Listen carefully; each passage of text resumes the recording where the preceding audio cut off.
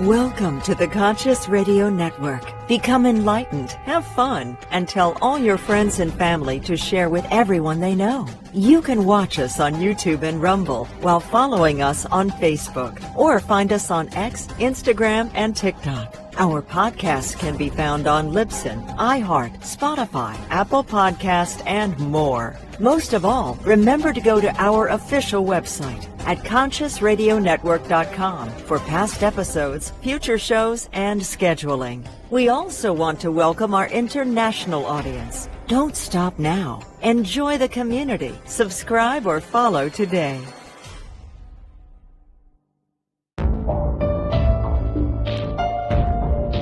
This is the Conscious Radio Network.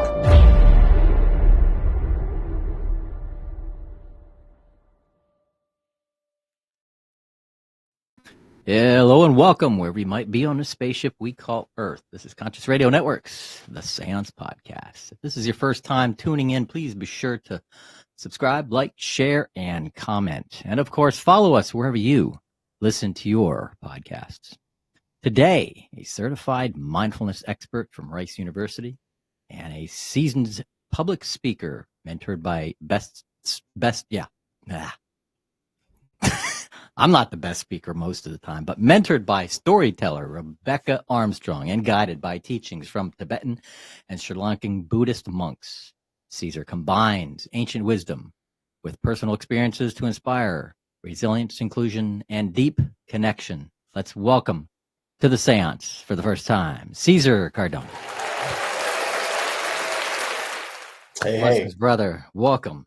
Thank you so much. I'm so happy to be here. Thank you for having me. You are very welcome. Very welcome. So, Caesar, I know there's something happening in the world today. There is something really crazy going on. You know, we have so much stuff at our fingertips today. So much information, so much everything. What is going on? What's your take on why people don't, at this day and age, don't feel fulfilled? Yes, there's a multitude of answers for that sort of stuff, but you can almost always boil it down to recognizing that you are an individual having a human experience. So at the very base of it, you are in more control over your fulfillment than any other external thing is. Don't get me wrong, of course, external things can slow you down, they can stop you, they can prevent you, they can help you get there, they can, all of those things, but you have to go down that spiritual or cosmic yellow brick road, if I may say. Yeah. You know? And today we call it, at times we call it the rabbit hole. The rabbit hole, exactly. And the metaphor still applies the same. Alice saw the rabbit, the white rabbit, right? The white rabbit didn't grab her and say, get over here, you're coming with me. She still made the choice. You have to lean into it. You have to go there yourself. You have to take that first step, that leap of faith, right? Yeah. What's the phrase? It's Latin. I think it's hic saltus. Hic saltus. It's one of the Aesop fables where the phrase is saying, here is where you jump.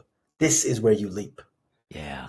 And this is who we are. Now, to this first part of your assessment or your question that you were implying was, we do have an abundance of information here.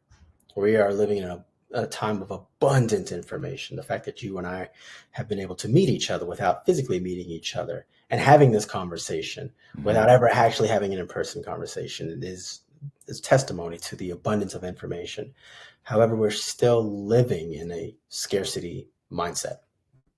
My job lately as a public speaker has been reminding people of those two things: the beauty of who you are, and you already have what needs to give you your fulfillment, and therefore you must reduce some of that scarcity mindset that's been instilled in us for generations upon generations. We survived because of that. Our ancestors did. Yeah. We're not there anymore, though, are we? I could sit in this air-conditioned building for as long as I want without worrying about a tiger attacking me. Yeah. I had that came up in just a recent podcast too. It was like we have this need to fit in, to be part of the tribe, to be part of society, and that seems to be one of the first fears, that is like we just don't feel like we fit in. But it's not a law that we have to feel like that. Nope, not at all. It's in our DNA because social animals survived without question, and we still enjoy it. And the African proverb is still accurate. If you want to go fast, go alone. If you want to go far, go together, without question. But after that proverb was written, we had something called the industrial age, where once the industrial age showed up, everybody could be a little more of an individual. And let us not forget the symphony that we live in of the human experience as well. Both things occur. The violin plays on its own. One string on that violin plays on its own, but then plays with the other four, which is the violin. And that one plays with the other set of violins. And that one plays with the violas, and the violas to the cellos, and the cellos to the tubas, and to the trombones, and so on until the entire orchestra is making one unified sound. So both of those things, the yin and the yang, they go together. Yeah. We find that individuality, and we should have that. It's a beautiful thing. Look how much we have because of it. But let us never ever forget about the non-dual, the non-two-ness that is this experience that we have. Yeah. Now the amount of information that we have at our fingertips, hence the idea that you gave as far as the title of this episode, Information Era or Error. What it almost feels when I first heard that, I'm like, ooh, it made me think of many different scenes in the movie The Matrix. And the glitches, we have all this stuff that just gives us the potential of just about anything. Where do you see some of these errors, potential errors, that and common questions that people ask when you're speaking? I'm sure you have a Q&A and stuff, and what are some of the most common issues that people are asking you? The fundamental common issue that I find happening is, from the very beginning, assuming that the people over there are doing it wrong. And or the people over there are out to get me or our group of people. Let us not forget that no matter who is in charge, quote unquote, they are still subject to the human, the character flaws of all of us wanting things over and over again. And it not being enough because we're searching externally. So those people, whoever you are, if we're talking about a government, or if we're going far left field, whatever it is, they're still subject to the craving that requires, either be it power or anonymity or money or control, whatever it is, you name it. There's a good chance, though, that you can pivot what's going on in your situation, in your life, and to see things a little clearer. The information era or error is a realization that the choice still relies on the people. Still lies within the moving vehicle itself of humanity.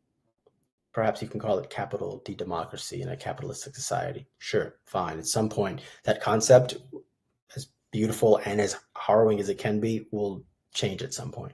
Still, the momentum of the human experience requires the vast majority of the humans together. So the error or the era determines on what information you as a collective are taking in.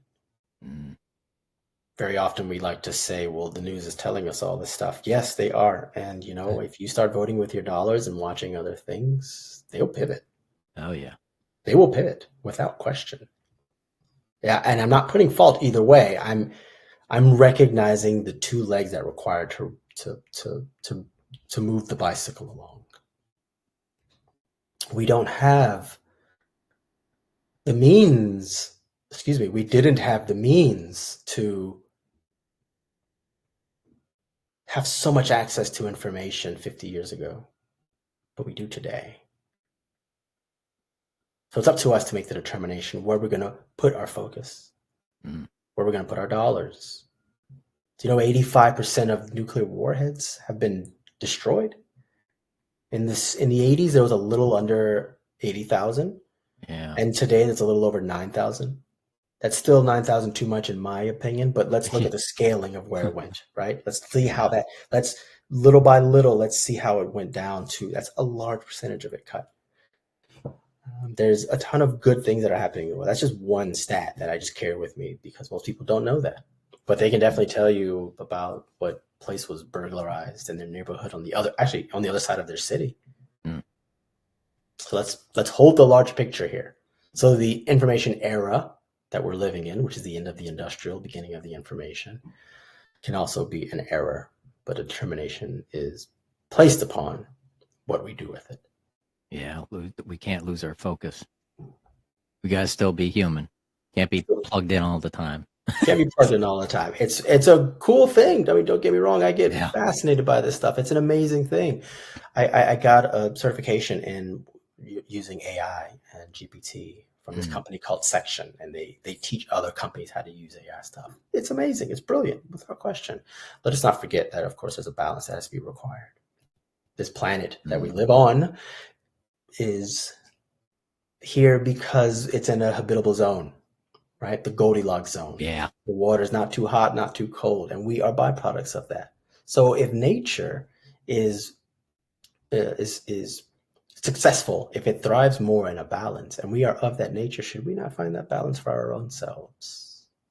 I can't control those news people, like I said before, but I can control what information I take in, how I take it in, and where I put my money, where I put my focus. Yeah. Yeah. Our money is very powerful, more powerful than we give it credit to. In this society, it's the top thing, you know. I wish it wasn't, but that's just the way it is. So let us do the best with what we got right now. Yeah. Yeah.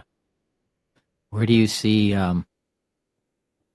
looking into the future, 5, 10, 15 years, with what you some of the information you know about AI certifications and stuff, and some of the stuff I'm even hearing from some of the tech companies, like Elon has said, shoot, in the next 4 to 5 years, it's going to be like a farmer from the 1700s standing out on his field, blink his eyes, as soon as he opens them again, it's 2025.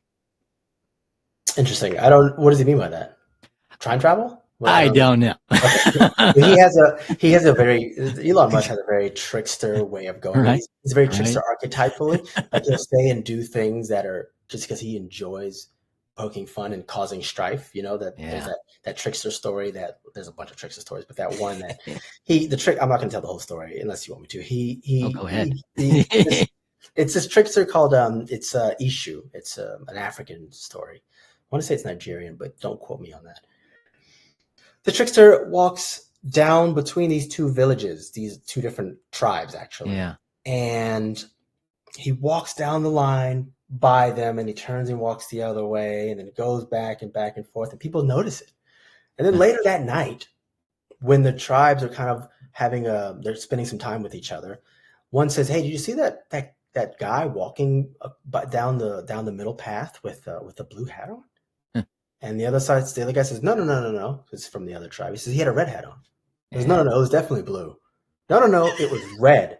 And then they keep going until it becomes a battle, until their respective tribes are going to war. Wow. And while they're battling each other, at some point, that man, Ishu, the trickster, he appears. And someone says, there goes the man. There he is. That's him. And they said, what color hat were you wearing? And he smiles really big. And he goes, spreading strife is my favorite thing to do. He produces the hat out, and one side of it is blue and one side of it is red. When he shows that and he says those words, spreading strife is my favorite thing or my way of life, one little kid in the crowd laughs. And then that breaks up everybody and everyone starts to laugh. Spreading strife is very common for Elon Musk, I'm noticing. He enjoys that sort of stuff. I mean, what was that one time? You know, he could have. Bernie Sanders had a tweet. This is years ago, before Elon owned Twitter, and he said something to him about what you could do with your money. You know, you can be helping more people with this. And instead of having a dialogue with him intellectually, he said, "I forgot you were still alive." Like that's very wow, very troll, very poke. You know, like. So to hear the quote, I have to ask, what did he explain what he said? Yeah. If he didn't, then I'm just gonna keep moving with it. He doesn't. And don't get me wrong. I'm happy to say this in any capacity. I would say it to his face. I'm not a fan of his whatsoever. And also, I drive a Tesla. I like that car. I bought the car before this election. Yeah. But even when I did buy it, I didn't really care for him. The car is fantastic, though. So Oh, like yeah. two things can happen at the same time, you know? So to go way back to your question originally was, where do we go with this stuff? I'm more of the Alvin Toffler mindset. He was a futurist who died some years ago, where it's let's find out the 3 to 5 options that it most likely will go to, and then prepare ourselves for it. I don't care to speak in absolutes and say, "Oh, it's going to be horrible." That's catastrophizing. I don't care for that stuff. I'm also don't want to be an optimistic and blindly optimistic and say it's getting better. No, it's both sides. It's definitely both sides. We have all this ability to do all these things in this society that we've never been able to do before. I'm a Black man and a Spanish man. I was born in the South, in Jacksonville, Florida. When I was 25, I moved 3,000 miles away to Los Angeles. I didn't know anybody, never been here before. And then 10 years later, I'm self-employed twice over, and I'm doing really well for myself. That couldn't happen 50 years ago. That couldn't happen 100 years ago, 200 years ago, 300 years ago, 400 years ago. Any traveling I would have done would have been in chains and on a boat. So we can recognize progress is happening and also see the calamity that comes with it as well. The eggshells that cause to make the omelet. I'm super long-winded about this sort of stuff because I'm going up against endless news and endless catastrophizing and endless fear-mongering about watch out what they do over there. Yeah. Sit with an individual you don't agree with. Just sit with them, and you'll find out pretty quickly you got way more in common. So my long-windedness is to say that we're going to find both sides.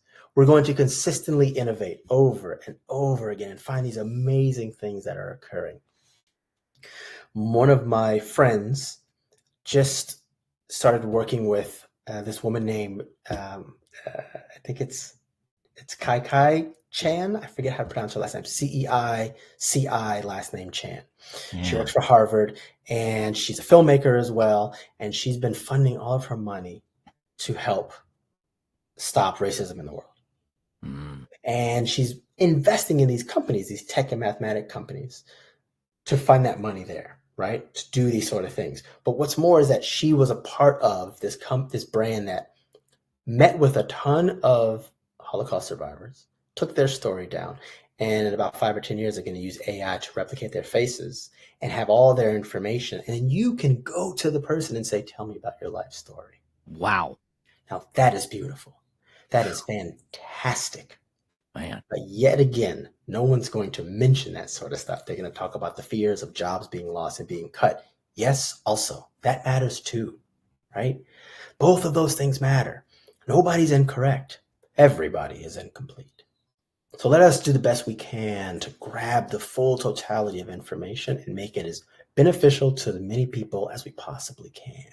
So the future for me is yet again, the stakes are set upon how well we navigate the ship, how well we orient it.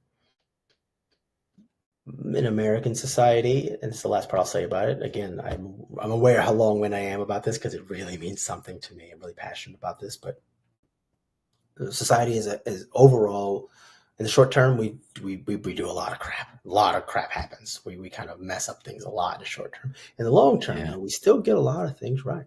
Civil rights, the abolition of slavery, what we're doing right now in the society. Again, for me as an example, it's a double minority. The gay rights, for example, all of the and opening up. We overall we kind of tend to like make sure more people are getting more and more freedoms, while in the moment it's like, what's going on? What's happening? You know, it's both. It's both. It's both. We have to stop dichotomizing. It's both. Yeah, it's so much has changed in just, like I said, 50 years at the minimum. It's crazy, but people ignore that. It's like you gotta. Hey, those that just don't pay attention to history. But as far as our technology too, where we're being catapulted And you're right. I agree with you. It's what we make it. You know, if we always have that mindset that it's our enemy and it's going to do this, it's going to turn into like a Terminator movie, you know, then it might for you, it might for the person that thinks that way, but I was like, embrace it. You never know. Be creative. Embrace it. Have an open mind. See You're what it right. can help. See what you can do with it that can help you as an individual. Right. You're right. And two-parter for me is one, you can't put the genie back in the bottle. Yeah. We know that. It's not going away. So what can we do then? What can we do to amalgamize it with the rest of our lives? How can we do that? And this is where I want to step in by looking to every individual and say, hey, let's not forget, you're brilliant. The human species, we're brilliant. We're amazing. So whatever challenges we have, let's see it for what it is. In no way am I saying forget it, ignore it, it's not real. That's not it. But remember, you have what it takes. We can figure this thing out more and more and more and more. And technology connects us even more on this globalized scale, and therefore we're seeing more calamities happening in the world. Of course. Yeah. I mean, not of course like good, but like you expected this because now we're seeing more of it. And now more people can have an uproar against it and say, hey, this is not right. We don't like this. This is not, you're treating this group of people wrong. You're treating this type of thinker wrong. This society is being deemed horribly. We don't want to go to war with these people. You know, so you're going to get that friction first before you get the fire. Yeah. So before we move a little further, where can people find you? I'll have the thing there on the bottom there, but where can people find you and what they can expect on your website? This is the best place to go. My website, CesarCardona.com. What you can expect on my website are obviously ways to get in contact with me. You can email, there's newsletters. I post my talks on there as well. I speak about growth mindset. I speak about mindfulness, finding ways to remind you how amazing you are already. There's nothing that I can give you. I'm just helping you find yours. I fundamentally believe that everybody has this beautiful jewel waiting within them. And the goal is to peel away the divisive ways that have been taught to us and that we've inherited from generations and culture. Once you peel that away, it's just waiting for you to be found. And then I also have a newsletter, which I highly recommend sending out or signing up to, because I send out at least 3 to 5 a month of my newsletter. And usually it starts off with a story about something that's, makes you kind of have a takeaway. And then I share either an evidence-based good news happening in the world that's affecting all of us, or I will share a independent business or a B corporation that treats their employees fairly, the environment fairly, and also holds their investors accountable. And you can put your dollars there and vote there with your dollars if you want. Instead of waiting every 2 or 4 years to vote, you can vote with your dollars. So go to my website. You'll find that information there. It's easy to find. Very easy to find. Cool. So what's new coming up for you? Do you have you doing any traveling? You doing any keeping it local right now? I see you do have your own podcast as well. I do have a podcast. Yep, I do. My partner and I started a month ago, a little over a month ago. It's called Beauty in the Break. It's stories about resilience during tough times. And with the world looking the way it does, which seems like everything's quite tough, we want to remind people how much beauty there is inside the breaking points. I forget who says it first. Is it Hemingway? I forget. The cracks is where the light shines through. Yeah. Was it Hemingway? Yeah. I don't know. I'm not.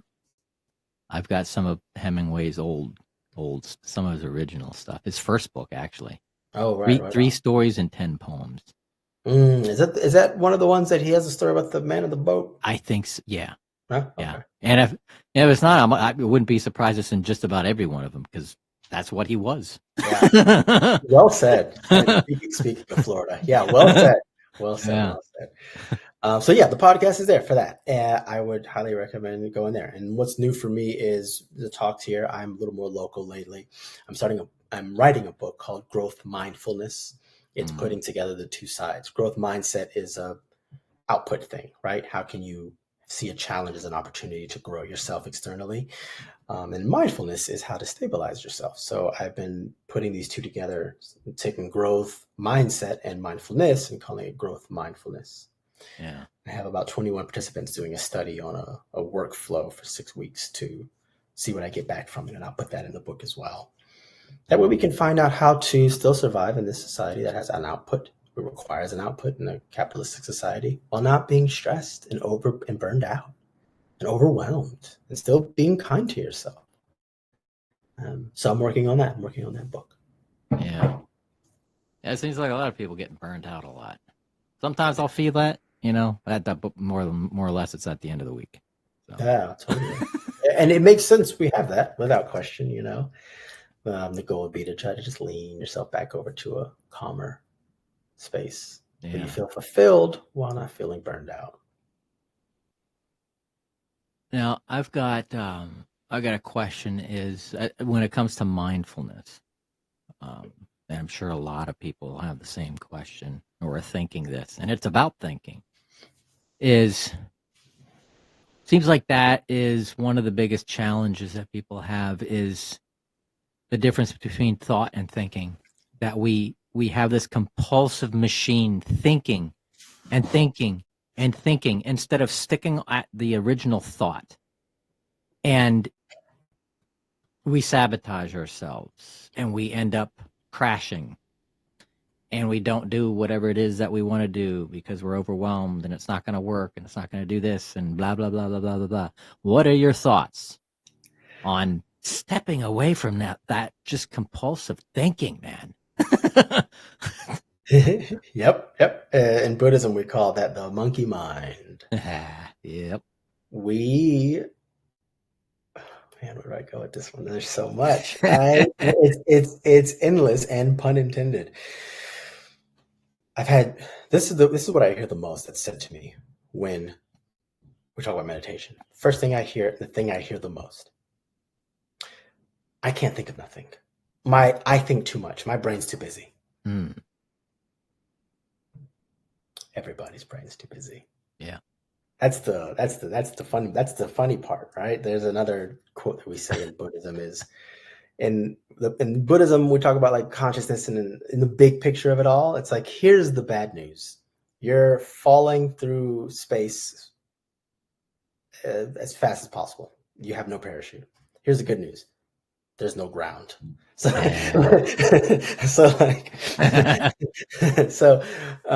everybody's brain goes haywire, goes crazy. I'm here right now. My brain is running 10,000 miles a minute. I think people think that you have to think of nothing with meditation or they can't stop their brain. Both of them great, because that's not the goal. The goal is to be aware of the thoughts. And the more aware of those thoughts you have, the more aware you have of those thoughts is the more you're able to go back to a focal point. In case of the type of meditation I do, which is Vipassana, you go back to your breath. You focus on the breathing, how the texture of air feels going in through the nostrils and out through the nostrils, how it feels for your chest and rib cage to open up when you take a breath and close when you push the breath out. And just as sure as the sun will come up the next day, your thoughts will rise. Where are my keys? Did I forget to text that person back? Why didn't they text me back? Did I leave the stove on? Who shot JR? All of these things, right? The thought is you're going to have endless thoughts. You're going to have 1,000 thoughts that come up for you. 1,001 times you're going to go back to your breath. And what that does is that gives you a little bit of space between your thoughts. And your thoughts are made up of a ton of things, but they become your beliefs, and your beliefs influence your actions. So if you can put a space between you and the thought, then you've put a space between your beliefs and your actions and your feelings. It's not discarding it. That's not it either. Live this life. It's beautiful. Yeah. But you need a bit of space between there so you can recognize, I'm not that. That's not who I am. And then from there, you have this closet full of thought shirts that you can choose which one you want to wear, you know, Yeah. in any given moment. And then from there, you'll find a lot more peacefulness in your own mind. And from there, the byproduct is joy and happiness. I don't search for joy and happiness. I search for peace. And then the byproduct is joy and happiness. Yeah.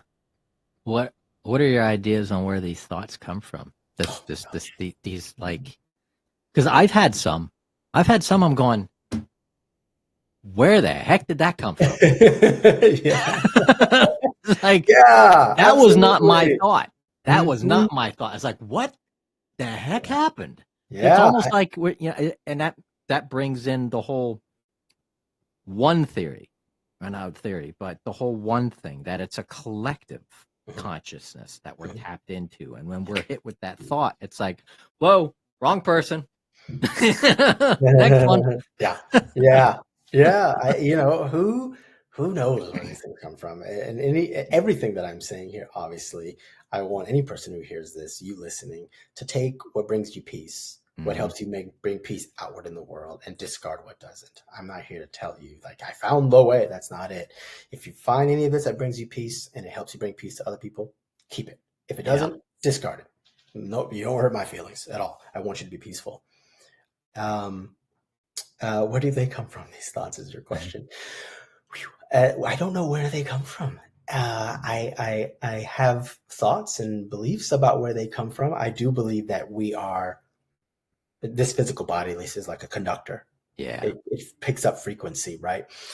And if our ancestors, who were also conductors, and we are byproducts of them, and they spent so much time having to focus on the safety and the fear and the predator and prey, then that conductor is going to be really fine-tuned to the physical material life.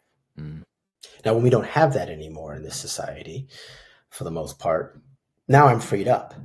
How can I take this conductor, this radio, and expand the bandwidth? Yeah. Usually I do that personally is by calming the mind down. When I do that, I get way more thoughts. And that's the only time I've been able to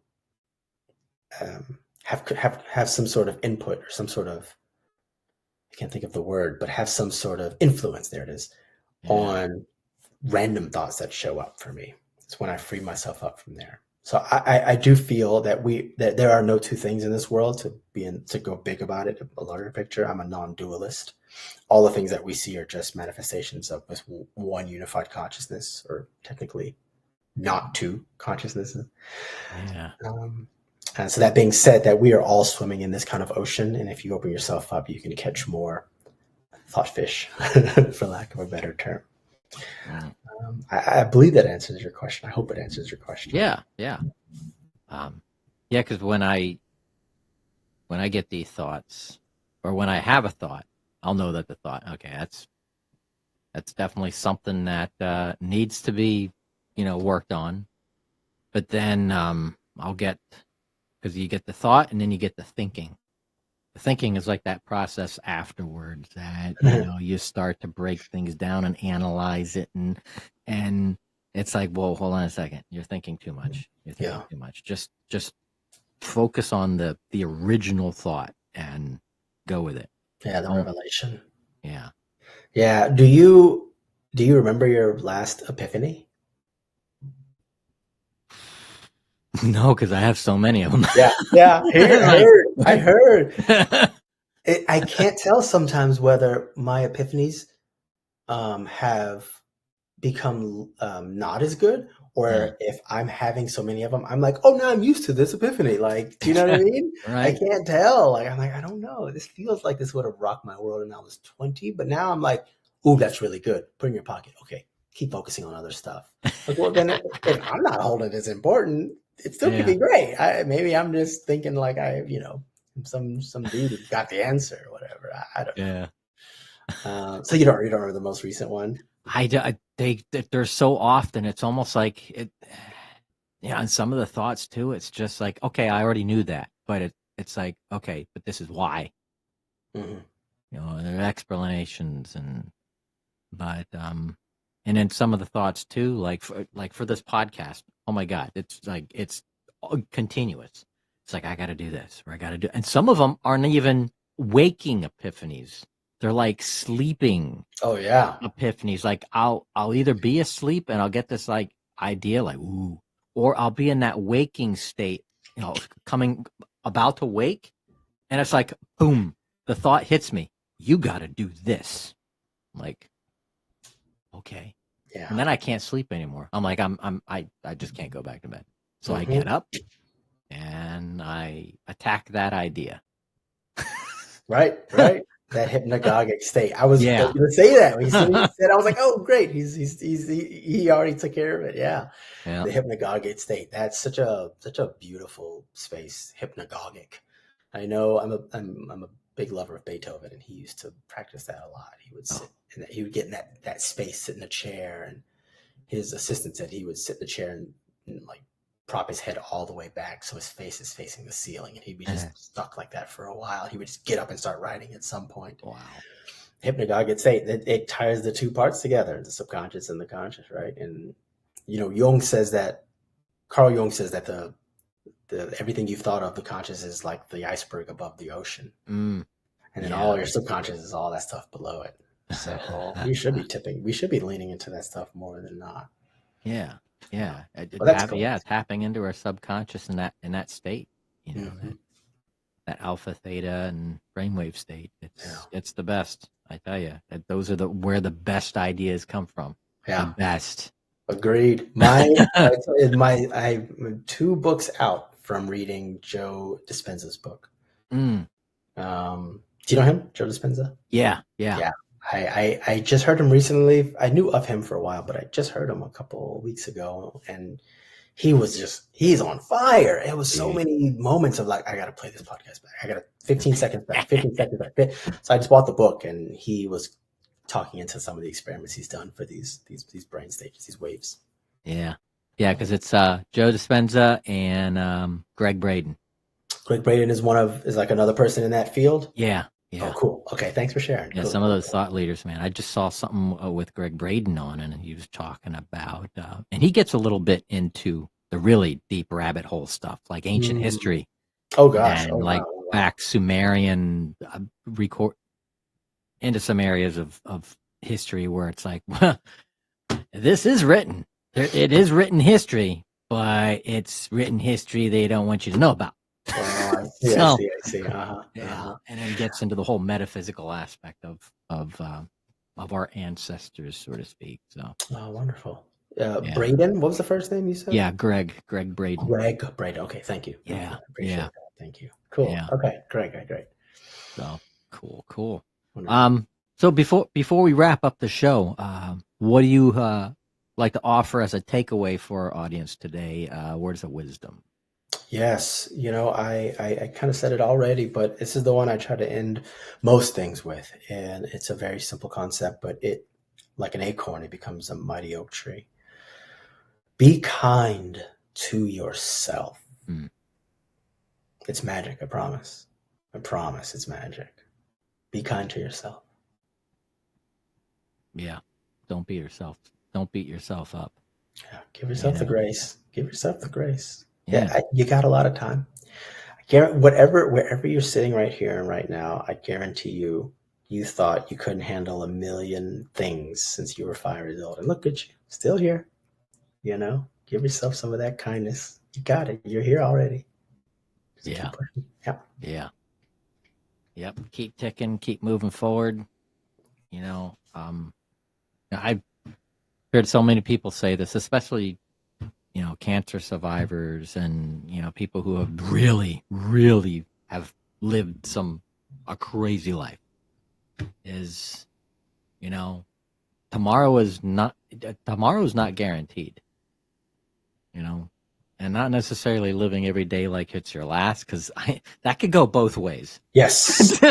When people say that, I first think of that. I'm like, right? I'm a sober person. I'm like, so I should be going to the bar again? Right, I don't know what you want me to do. Like, yeah, right. Yeah. I'm like, I don't drink anymore. So I was like, I'm not going to treat today like it's my last, because I get a road trip and like, right. It's like, But I get also what they mean too, I get what they Right. mean also. But when I hear that, I'm like, is there a way that I can say that and phrase it differently? Because I don't want to Yeah. be like, all right, I'm off. I'm gonna go knock on the door of my long lost love because she's got 3 kids now. I'm sure she'll be fine with that because it's my last day. Right. Okay. Oh man. Anyway, yeah. Strange ways, man. Strange ways. Mhm. Whew.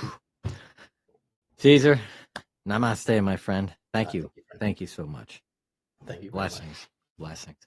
And welcome back anytime, especially when you get that book. When you get that book written, welcome back on a show. Let us give us a holler and say, hey, I'm ready. We'll bring the book on the show and we'll talk about it. I would absolutely love to do that. I appreciate that very, very much. This book has been super exciting. I'm super thrilled for it. It's a whole other thing. Yeah. Heck Thank you. Thank you for that offer. Thank you. You're welcome. You're welcome. Cool. Right on. Thank you again, brother. You take care. And thank you, everybody, for watching the Seance Podcast. We'll see you next time.